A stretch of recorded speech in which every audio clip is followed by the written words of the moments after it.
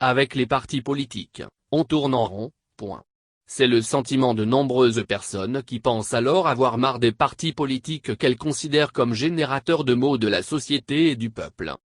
Ces personnes expriment ne plus faire confiance aux partis politiques et ne veulent alors plus en entendre parler pour certaines parce que beaucoup d'acteurs, cultivant du nombrilisme et de l'arrogance, refusent de se remettre en question.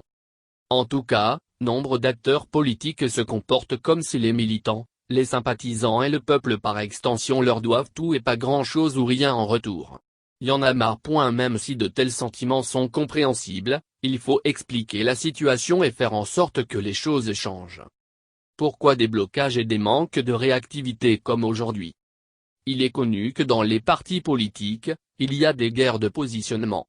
En plus, pour des raisons parfois évidentes mais souvent discrétionnaires, le fait du prince peut parfois expliquer certaines attitudes.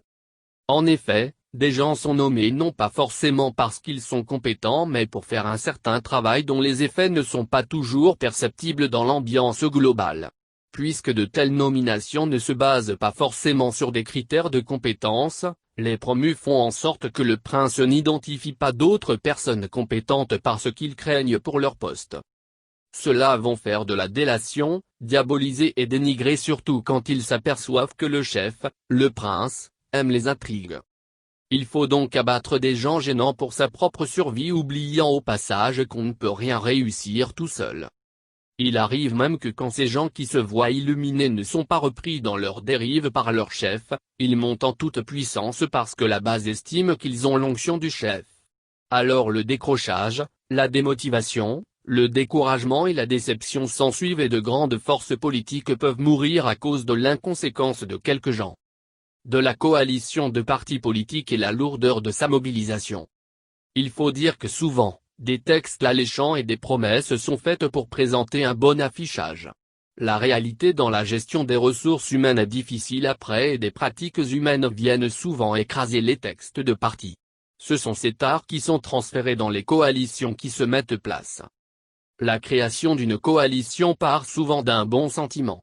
Mais il y a des blocages dans l'opérationnalisation des actes parce qu'à chaque fois, chaque parti politique a sa calculatrice en poche. Il y a donc ensuite une guerre interne pour des intérêts égoïstes qui viennent supplanter les intérêts du peuple pour qui ces acteurs sont censés travailler. Des acteurs peuvent donc se retirer inopinément. Ce qui met à mal la dynamique du groupe.